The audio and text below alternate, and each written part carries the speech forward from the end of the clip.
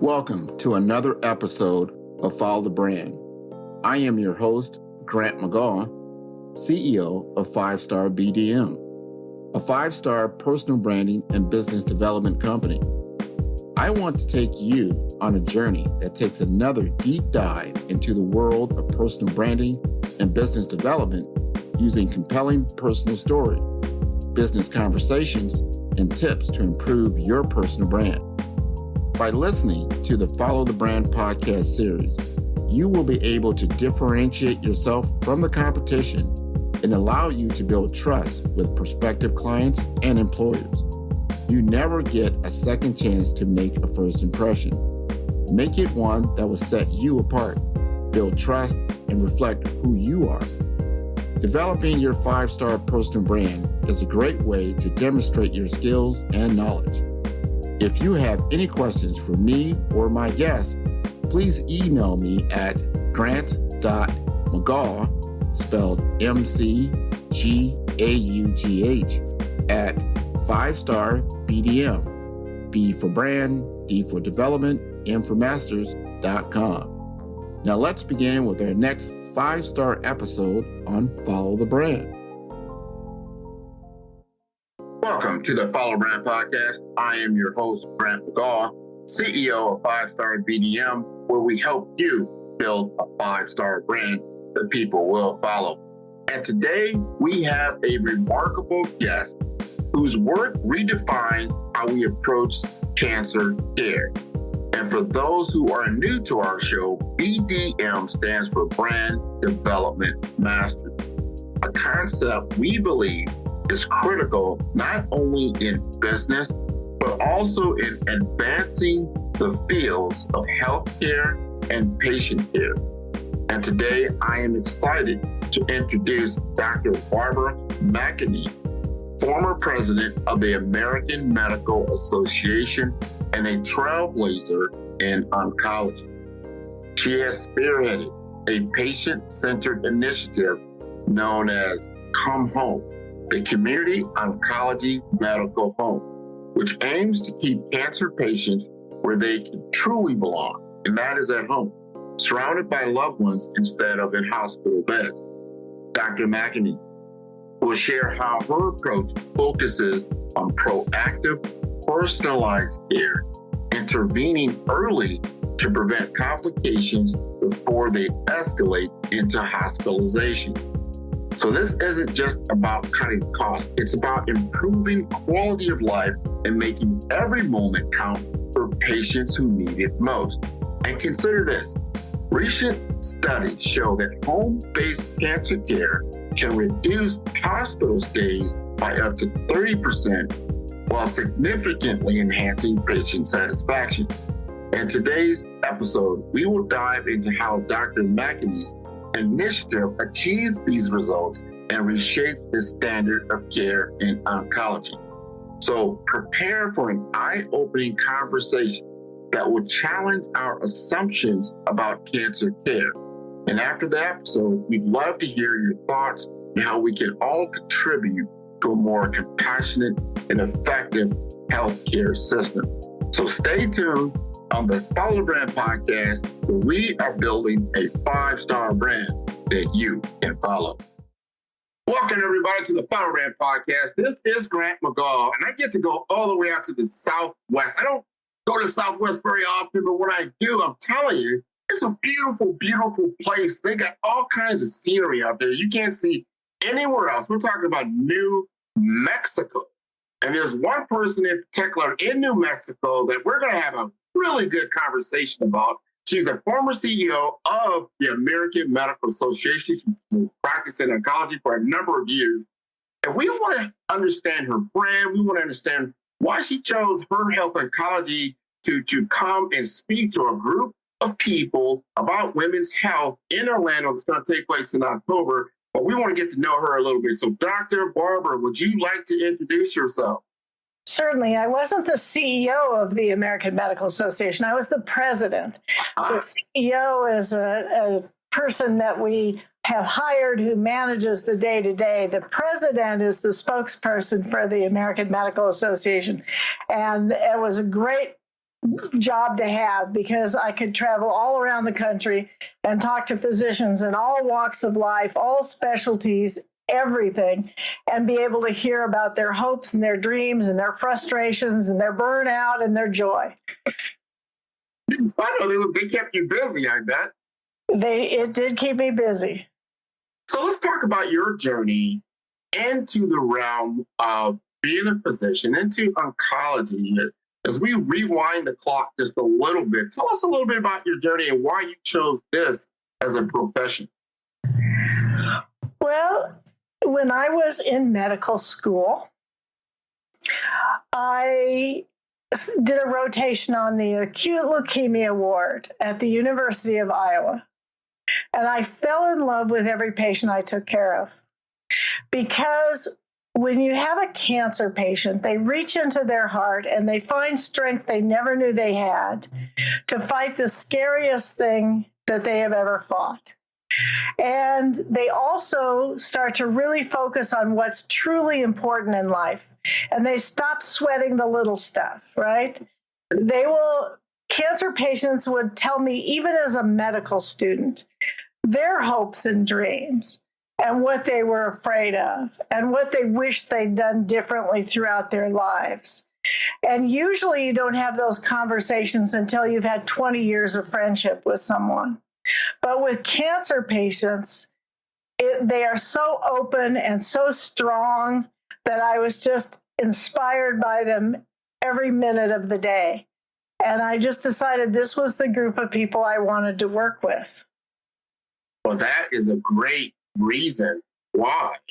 And I agree with you. There's those things when you're at your most vulnerable and you start to take away some of the things that we probably take advantage or disadvantage of on a daily basis about, these little nicks and knacks that are going on in life's journey.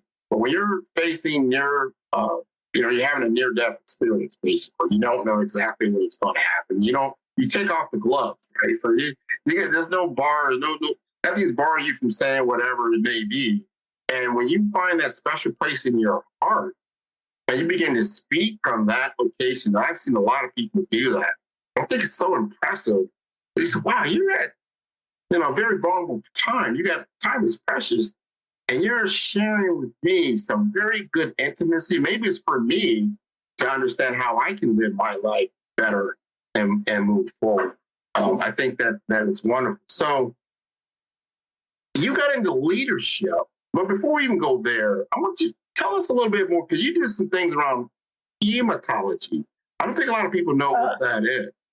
Well, most oncologists are board certified in both medical hematology and medical oncology. And oncology rose out of hematology because the first cancers that we were able to treat were the blood cancers, lymphomas, leukemias, et cetera. And solid tumors were harder. And so it took a while for oncology to branch out of hematology. But a lot of us will do both. And I started out in my career, I wanted to take care of every cancer patient in New Mexico. Obviously, that's impossible, but that's what I wanted. But then you start to, after you spend a few years, like 10 or 15, really trying to be the best cancer doctor you can be, you start to see patterns in things. And that's when you start to develop leadership, saying, I can see some of the root causes of what we are facing here, and we need to address those as well. And for me, that's what stimulated leadership. For example, when I was a brand new baby oncologist, and I just had seen a consultation in the hospital, I did a consultation for a gentleman who was 45 years old and had metastatic lung cancer. Brand new diagnosis, but it was clearly incurable. And I was down in the doctor's lounge after seeing this, kind of recuperating and clutching my cup of coffee. And I was ranting to some other doctors about why on earth do we sell a product that when you use it the way you're supposed to on the package insert, it kills you? And so I'm referring, of course, to tobacco. And a crusty old urologist came over to me. He heard this. And he said, well, are you just going to sit there complaining or are you going to do something? And I said, I'm one doctor. What can I do? He said, well, I'm appointing you. I'm president of the State Medical Society, and I'm appointing you to a committee of people who are interested in trying to curb tobacco use, prevent kids from getting hooked on it, help adults get off tobacco, and see if we can't prevent some of these cancers and heart disease and low birth weight babies and all the other problems that tobacco causes. So I'm appointing you to that committee. And so I learned from that when doctors link arms for the benefit of patients, we are an incredibly powerful voice. And it takes a long time, but 10 years later, New Mexico had a Clean Indoor Air Act for the entire state, where people have to go huddle outside to smoke. And our smoking rates have dropped considerably from that. And I learned from that leadership means getting in there and doing the work, leading by example, but having the vision of what it is you want to try to accomplish, and then pushing forward for that. Barry, I am so glad you took that on. I remember when big tobacco came under fire, and you used to see it in everything. You see it in movies, you see it in the car ads. If you wanted to be, the pretty person or the most interesting person, you had to have a cigarette with you, right? And who remembered John Wayne? And then all of a sudden, the Marlboro Man dies from lung cancer. You're like, whoa, maybe there's something here. But they finally got some legislation done, and things started to unravel. And you said, like, look, this is bad. This is killing people. We need to really get the message out here. This is not a good product. And I think there's other products even out there right now that we may not be aware of that are critical, especially when it comes to diet, exercise. These things can lead to like an oncology episode or something to like that effect because your immune system could be compromised. Just talk to us a little bit more about the things that you're seeing now and then some of the innovations that you believe could possibly be impactful. Well, for medical innovations, obviously learning what genes mutate that make a cancer cell different from a normal cell. If you have a breast cell and it's sitting there doing what a breast cell is supposed to do, it grows, and then when it gets older, it dies off. If it mutates and becomes a cancer cell, it doesn't die off. It just grows and grows and grows. And so now, as we start to learn, what are those mutations that occurred in that cell, in that cancer cell's DNA, that led it to become immortal, to let it become invasive? Now we can take some of those genes and we can target drugs to block them. And this is a way to use the body's own immune system to fight cancer. When I was a medical student, they promised us back then, someday the immune system for the patient will fight the cancer. And nothing happened for many years. And I thought, yeah, right. But now we're seeing it. And it is amazing. We see, half of the patients or more that we see now, we can cure. And the rest, we can often prolong their life. Some we can't, but we're still working on things. But it's really made an enormous difference. And the other thing that's made a huge difference with these drugs and with other medicines that help us control the side effects of both cancer and the drugs we use to fight it, that has made the control of cancer so much easier because people aren't scared to death of nausea and vomiting. And patients tell us that their first fear, of course, is dying, but their second fear is nausea and vomiting. And if we can prevent that so that people can get their treatments, we've made a huge step forward. So both the drugs are better and the support drugs are immensely better. People can have a life and treat their cancer at the same time. Yeah, it used to be, when you got the big C, you got the big C, and everybody knew that was pretty much, it could be over. And you hear a lot of people now that, the cancer's in remission, or even if they're in a stage 3, stage 4, they fight on. And sometimes, they get diagnosed and you get 6 months, and now it's been 6 years. So there's other things that are happening that were before maybe not so much. So I like this. Now, here's the question. As we look at the population of people, and you see this, from your lens, when you start talking about, health equity, you start talking about accessibility and affordability, are those kinds of treatments and diagnoses reaching the greater population or only a few? What do you think? I don't think it's reaching as many as it should. And I think there's several factors that we need to think about as a country for this. The first one is there's a shortage of physicians. Almost 20 years ago now, the American Society of Clinical Oncology did a study looking at whether or not we were training enough cancer doctors that every patient with cancer could see a cancer specialist. And we weren't. And they figured that there would be a shortfall of about 30%. And that was before we started keeping those patients with metastatic disease, those stage 4 patients, alive for years and years and years, which is very labor intensive. So first of all, we have to look at this shortage. And secondly, we have to look at the way our healthcare system has evolved. And this has been the focus of a lot of my personal work. Our healthcare system, unfortunately, is perfectly designed to make large corporate entities a lot of money and power. Big corporate hospitals, insurance companies, pharmaceutical manufacturers, pharmacy benefit managers, a bunch of consulting firms, they are making a lot of money on healthcare. But it is increasingly hard to actually get healthcare to people, particularly poor people, particularly disadvantaged people, people of color, people who do not have the resources to go out and advocate well for themselves. So I think we have a long way to do, but I think that we've got to unstack those odds, because I didn't go into medicine to make a big corporation CEO make millions of dollars in salary. That was just not high on my list of things I was interested in doing. I went into medicine because I wanted to take care of people. It's one of the reasons I came to New Mexico, actually.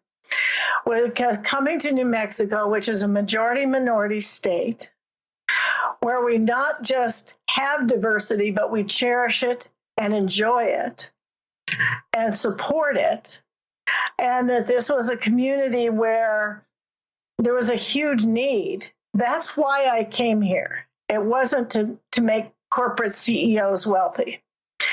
So I think we need to a bit get back to those roots and look at our mission to figure out what do we want out of healthcare in the country.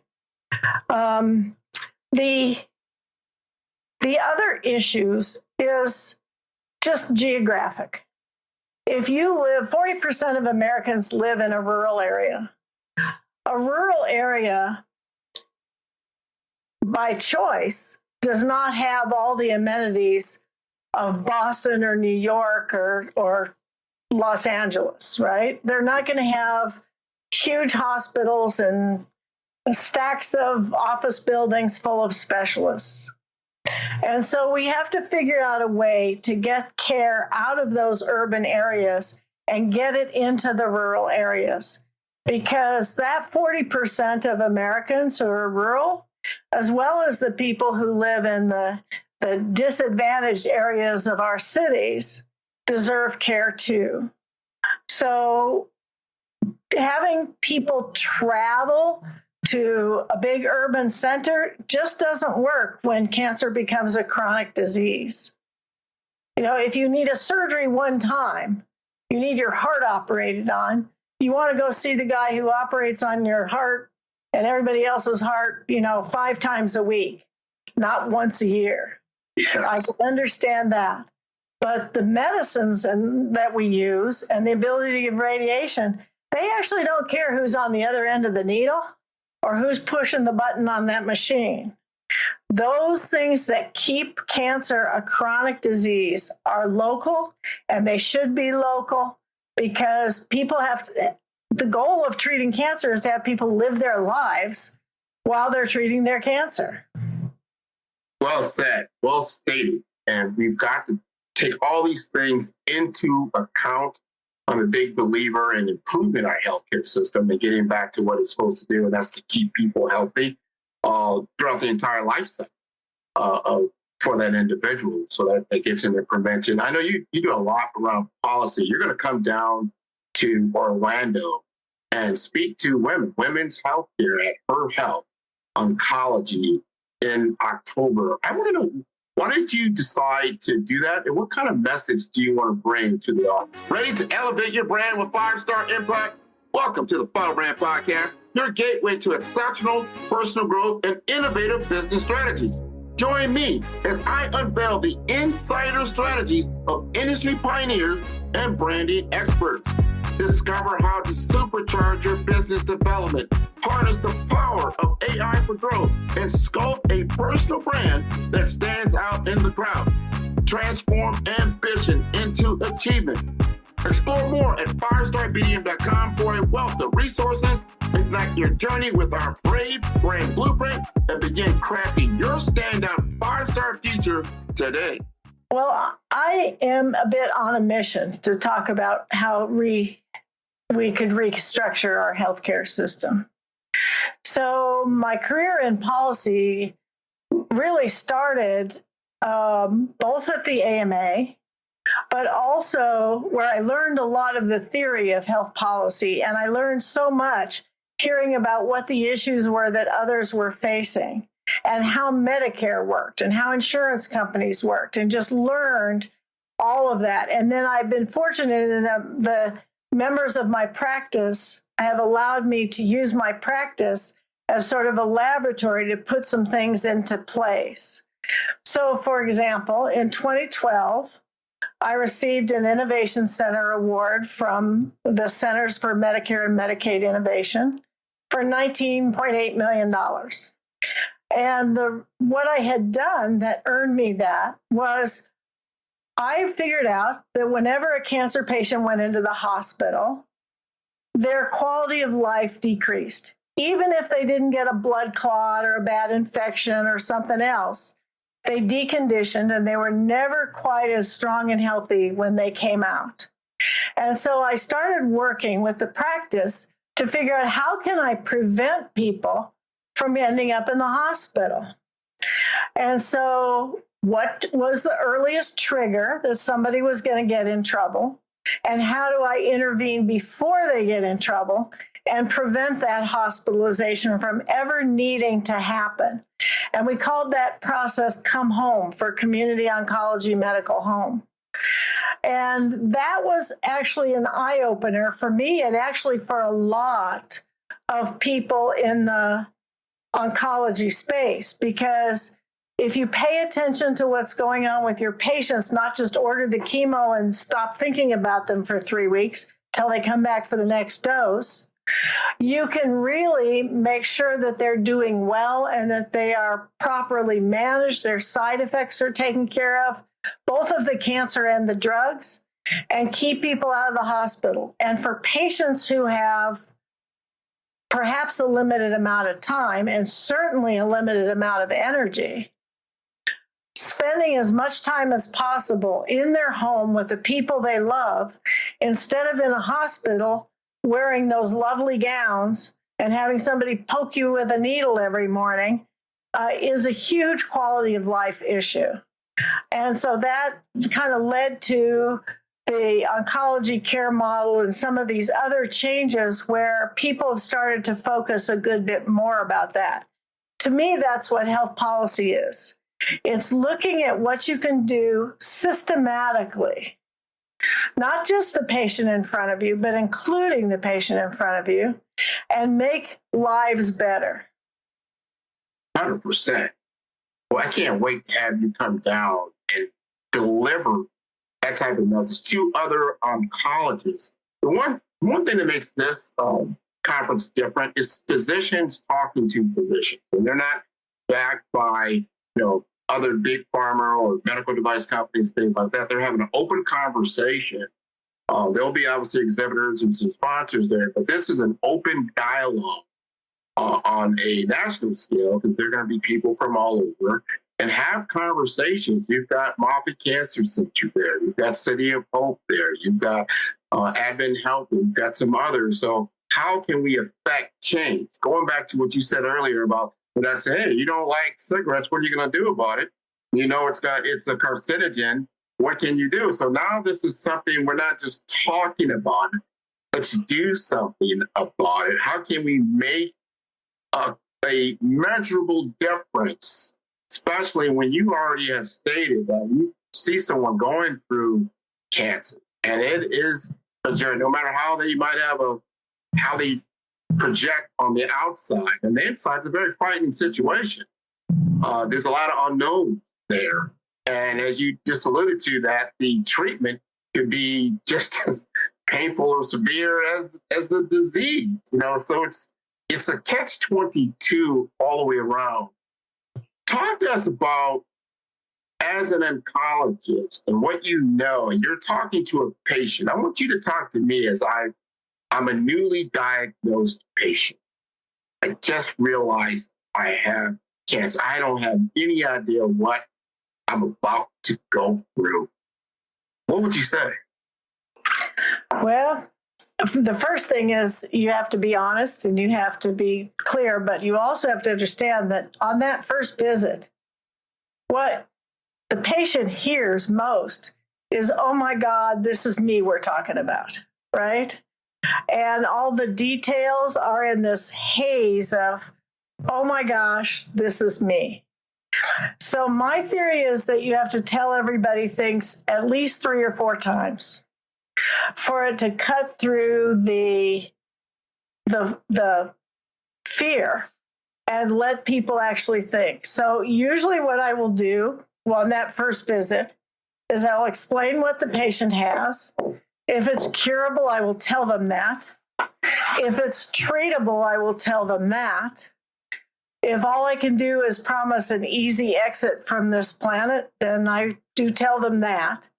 But I also schedule another visit, and I also talk to them about the fact that we're going to be there for them, and I write it down. So first of all, I think face-to-face conversation is preferable, but I also don't do these things by telemedicine. I want to be able to sit there and hold that patient's hand or hug them or pat their shoulder or whatever feels appropriate in the moment to be able to say, we are here for you. We're going to take care of you. And then when they've gotten through that and I've written down what their cancer is, I've drawn maybe a picture of what's going on or shown them pictures. And then I say, we almost always need to do some staging tests, or I need to get some genetic workup done. Then we bring them back and we go over it again. And then when we're ready to start treatment, we go over it again. And I also then at that point have my oncology nurses go over it again and explain the medicines, and we give them information.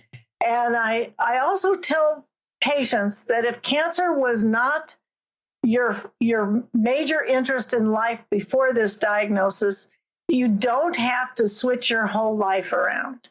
You don't have to read every book on cancer. You don't have to listen to what everybody is telling you.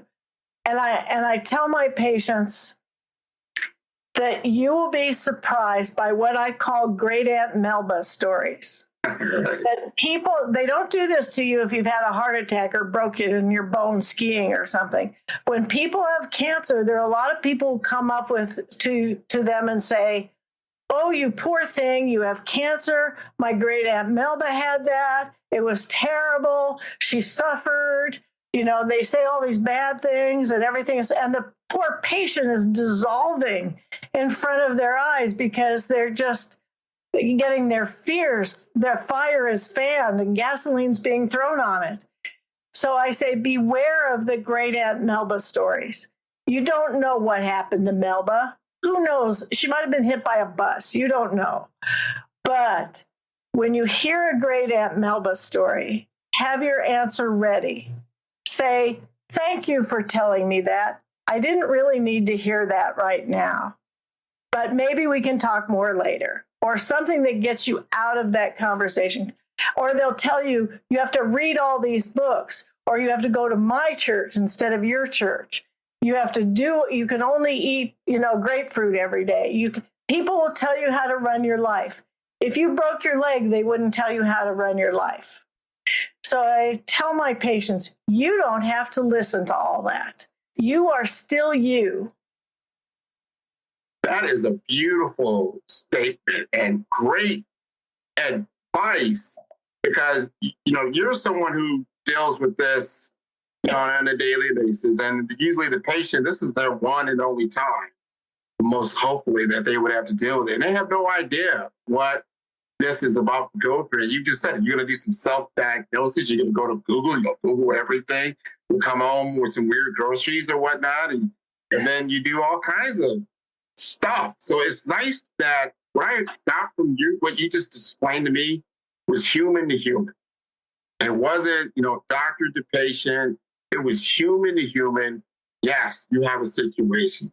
Yes, this is what we're going to have to do through this. Yes, I'm going to help you through this. You can trust me, right? And that feels good, because I want to ask you this: is there mental health therapies that are available to cancer patients? Is that something outside of your scope or not? No, it's very important for cancer patients. I mean, being told you have cancer is pretty depressing, right? If you understand what's going on, you're probably a bit depressed. So we've not always done a great job of recognizing that and treating that. And as an oncologist, I'm actually not very well trained in managing depression.